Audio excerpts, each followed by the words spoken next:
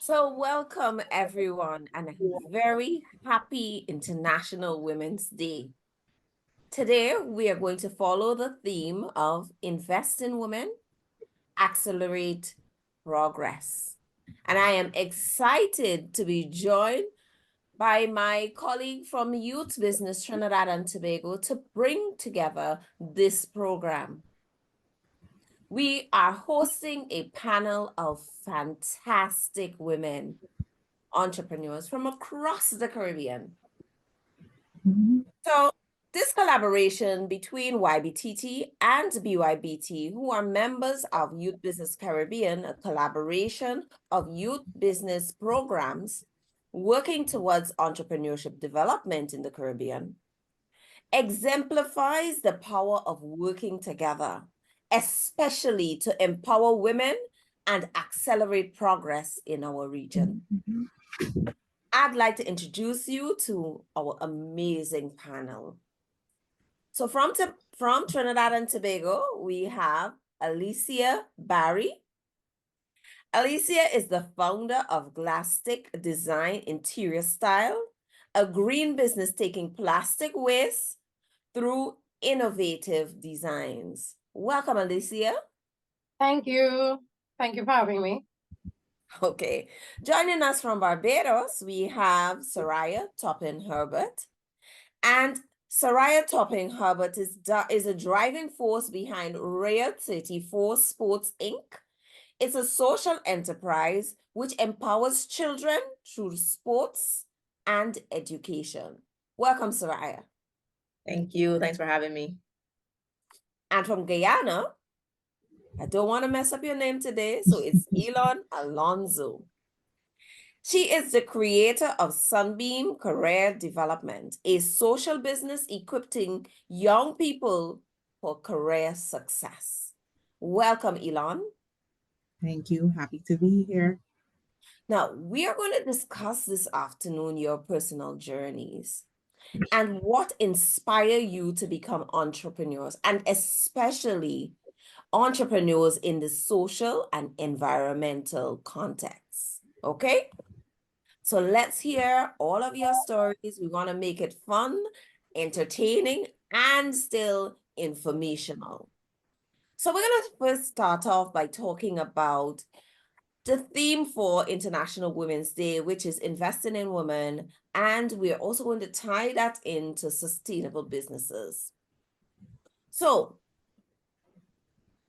we know that women face unique challenges as entrepreneurs. So Alicia, I want you to take this question for me. In Trinidad and Tobago, you are addressing a significant environmental challenge. Can you share some of the obstacles you have encountered as a female entrepreneur tackling plastic waste? And then tell us how you've overcome them. Okay, well, challenges never stop, so I'm still overcoming. I'm a small business owner. I am in pilot testing mode still. So I am building and working my way up. Challenges are ever present. One of the main challenges for me is self-funding my business.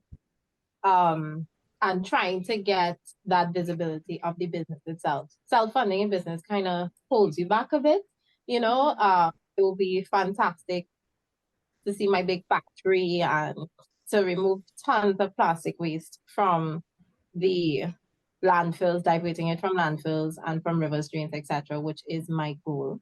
But it's small steps that I'm taking right now. So yeah, that challenge of funding, that's one major challenge. The other challenge I would say is the visibility, and all of that also ties into funding. You know, with funds, you have access to having proper social media marketing, having campaigns here, there, and everywhere. So that visibility of the business too is what I am working on as a small business owner. And just to give more light as to what I do, I upcycle plastic waste. I create a second life for plastic waste by creating tiles and coasters, and it's for interior design. So you can use it as a backsplash in your kitchen, your office, cafes, whatever. That's my creativity, and that's me creating the change that I want to see that is not ever present in my country and for the wider Caribbean. We know that like environmental impact is not something that the Caribbean has done before. We are now seeing a lot of acceleration in it as we're getting more light to what's being done globally. So I'm just thinking globally and acting locally as to what I want to see done here in Trinidad and Okay. Tobago. Okay, lovely. Wonderful. All right. So, Soraya, your opportunity to tell us a little bit more. So, your social enterprise focuses on empowering children. How have you been able to leverage your network? Because we know that you used to be a national, well, not used to. You will tell me more about the national football team that you are on. And I want you to tell us how you have leveraged your network or sort out specific resources that will support your journey in creating a sustainable social impact. So talk to me about that. In terms of utilizing my network for creating a sustainable business for my program, which is Raya34 Sports, really you would have to kind of know a little bit more about me. So I'm just going to give a brief summary, Cardo. You kind of Delve talk into it, about my Soraya, delve into it. in terms of me playing for the Barbados national team. Still debating on whether that is a past, present situation, but I've played football for the majority of my life at this point, and I've had the opportunity to have a scholarship, NCAA scholarship, and go overseas. I've worked in football in other countries, so my network has come about because of those opportunities that I've had. The program has also come about because of those opportunities that I've had. And therefore, in terms of the model of the program that I've created, really ties into trying to utilize that network, because that's something that I want to expose my participants to by highlighting to them what is possible by them being involved in sport. And that's why we mesh sports and education. So it's really a whole cyclical part of how it ties into what we do and being sustainable. Every piece kind of has a reason why we do it. So for example, our coaches that work within our program, they're all female at this time, and they're all members of the national team. They're all certified coaches. So I use my network in terms of where people that I played with who I believe are good role models, and that ties into in our program because we want to expose our participants to female role models that are not just within sports, but also in terms of their careers. They have a variety of careers. We have engineers, we have people who manage teams, and they're able to come in and show these young girls, because we work with girls, in terms of what is possible. And the beautiful piece is that they're in careers that, besides football, that are not usually seen or dominated by women, but they're excelling. So it really ties in really well with what we're trying to do in terms of sports and education. So we have a role model in terms of teaching them about football, and then we have a role model that teaches them about life. And so that's one example of how we utilize the network to create a sustainable model, because now we're creating that longevity within the girls being able to see what is possible. But then on the financial side, based on people that I would have met in other areas of my journey, I was able to reconnect with them and get more guidance on what is possible. Also, those opportunities would have opened my eyes to what else exists in the world. So in the global sphere, there's a term called sports for development, and there are opportunities within that area for grants and funding. So because I was exposed to sports for development, I was able to tap into the resources there to get funding for some of my programs. So those are some examples of how I've been able to utilize my network to really sustain what I'm doing with Raya34 Sports. Very, very impressive. Very good. So Elon, tell us now, in your answer, tell us more about you and what you're doing. We know that you are equipping young people for success. So what advice would you give to a young aspiring female entrepreneur, particularly those who are interested in creating social impact like yourself? Good evening again. So, my advice that I would give to an aspiring young entrepreneur is to begin with the end in mind. This is something that I deeply believe in terms of structuring my program and the kind of career development opportunities that I give to them. Goal-oriented behavior and management is extremely important when you're looking at career development, and entrepreneurship is a part of career development. A lot of persons do not particularly see that. They see it as kind of like silos, but No. entrepreneurship is a career opportunity in its own self. So as you other women are here tonight, we all have talked about the obstacles, the challenges, and some of the opportunities that are out there that are necessary. So it's even more imperative for us to set plans, put goals out there, and to work backwards in terms of what are going to be your key objectives, your network, and how are you going to look at your opportunity in such a way in which you're able to offer um, impact to the community as we talk about sustainability and scalability when you talk about entrepreneurship too. So it's not just about having an idea, but it's being able to put it in a plan, creating a strategy, and also leveraging every single thing that you have out there. Even, someone who was a friend can be a resource. So I think as women, it's a key resource that we have in terms of leveraging our resources and looking out there and seeing how much we're able to grasp at this point in time, if only we just create those opportunities and set ourselves up to win. Very good advice. Very good advice. Thank you. Start with the end in mind. I love that one. So let's look at the Caribbean as a region and how we can encourage inclusivity. So we have a rich cultural heritage here in the Caribbean, and we each have unique environmental landscape. So Alicia, back at you. Now, your business, it quite beautifully marries those elements in terms of the environmental landscape and our cultural heritage.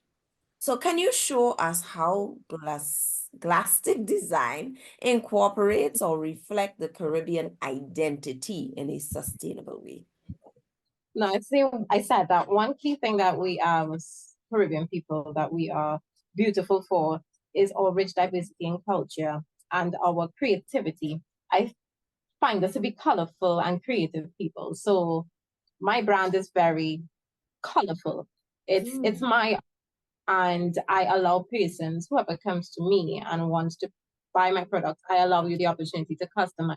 So that's their freedom of customization, you expressing yourself, your art. What I also love to do that's inclusive is my social impact and not only the environmental. Being able to have persons from schools. I have a lot of student volunteers. I have a lot of volunteers from persons in various communities. When we collect our plastic, we do it with recycling competitions because I know my culture. I know that persons would be more engaged if there's incentive. So by adding incentives to plastic collections, I get more persons being engaged in actually caring about recycling.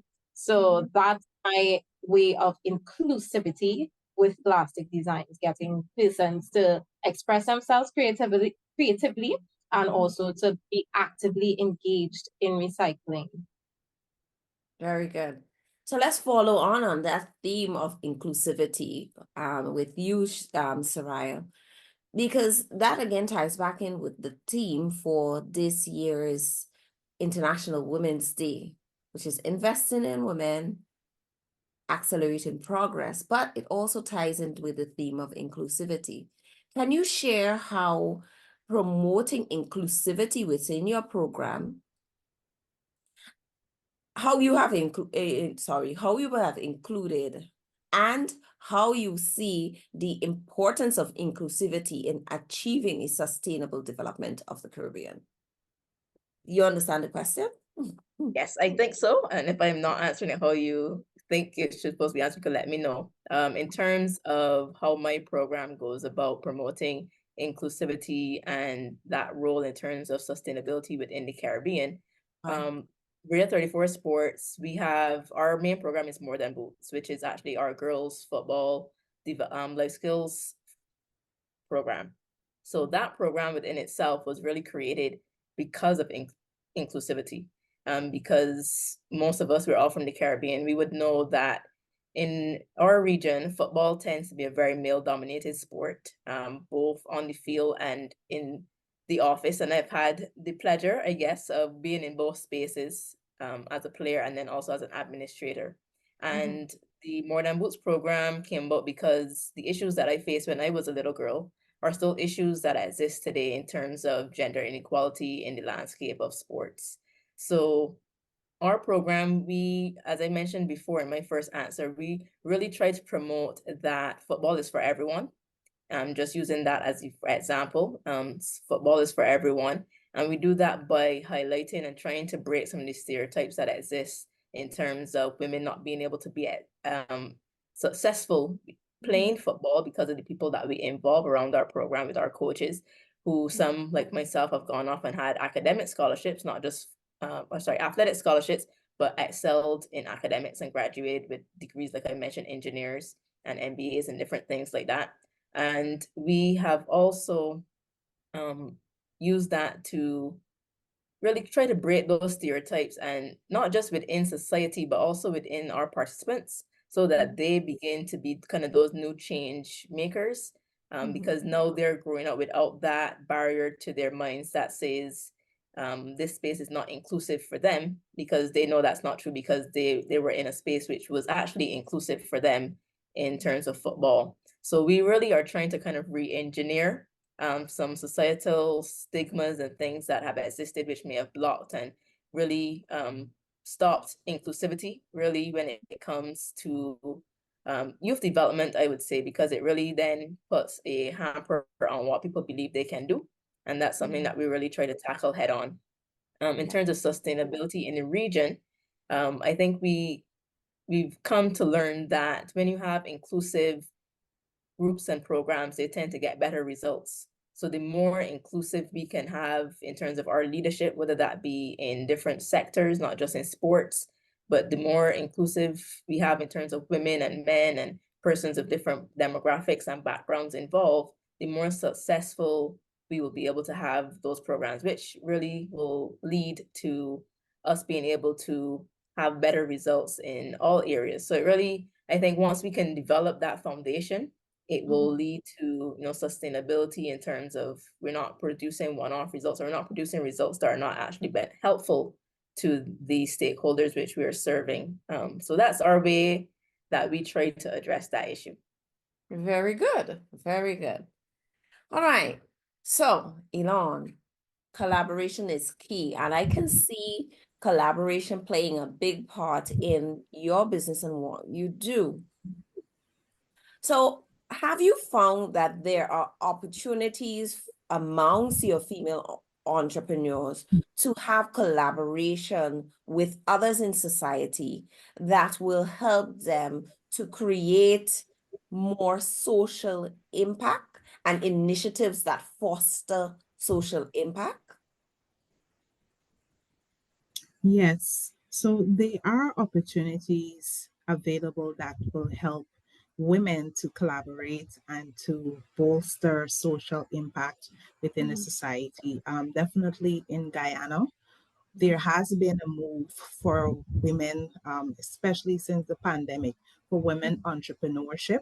And with that, we have sought out opportunities to have our own, spaces for learning and development, since confidence and readiness is actually something that hinders a lot of women when they go out, whether it be in the entrepreneurial or the traditional professional spaces.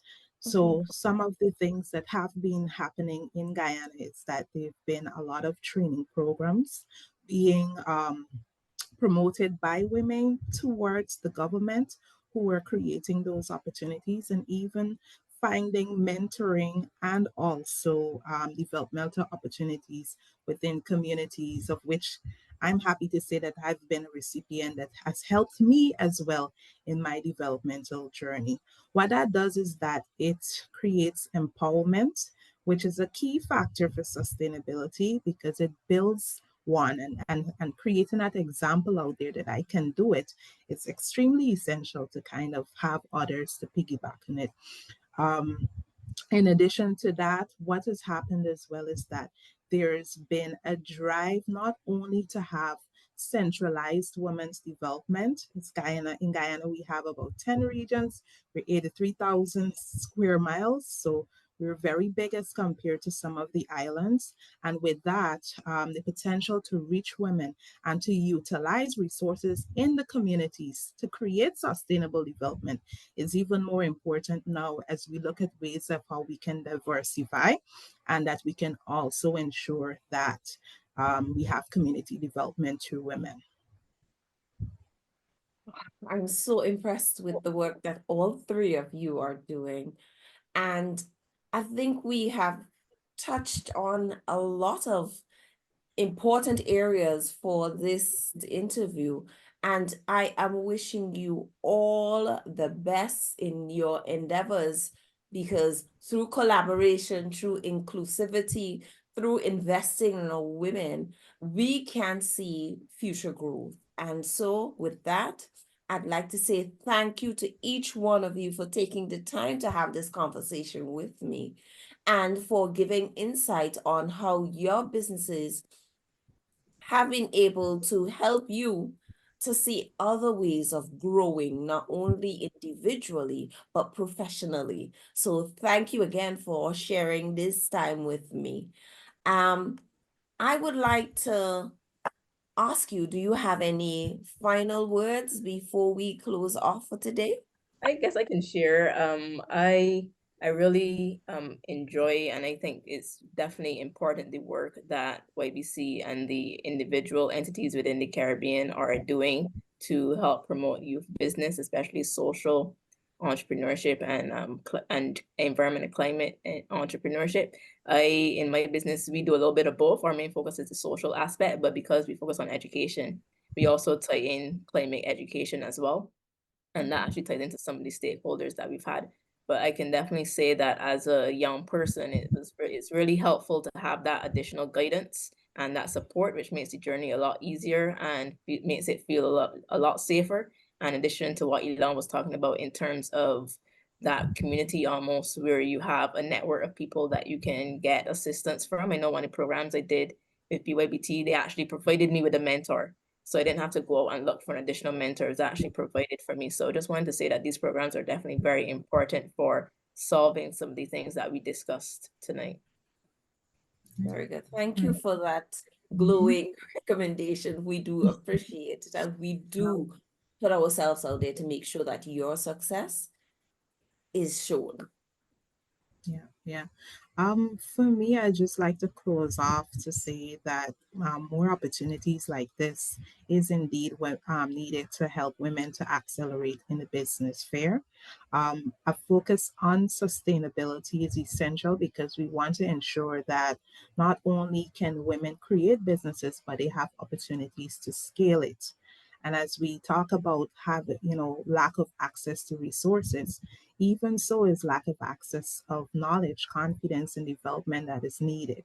So having a forum like this and having an opportunity to see women from 3 different islands, breaks the ceiling that is out there and shows that not only can you start businesses, but you can do so sustainably in a way that impacts your community and also betters everyone, in terms of their lives.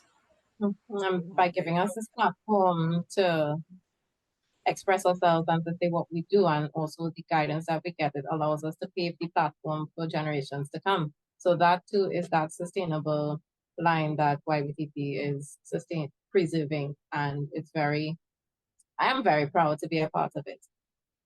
Very good. So I love the idea of us playing it forward. We as women need to make sure that we provide the space for those that are coming after us to succeed. And so on that note, I would like to encourage all of our listeners, everyone who has heard of our of YBC who have heard about us in this interview, who have heard of any of the businesses of the young ladies that I just spoken to, I want you to offer your some support to female entrepreneurs and to assist us in ensuring that sustainability is one of the driving force of our support to businesses and especially our females. Because in the Caribbean, what we are seeking to do is to create and drive sustainable businesses for our economic growth. On that note, I'd like to say thank you and have a very, very happy International Women's Day. Enjoy.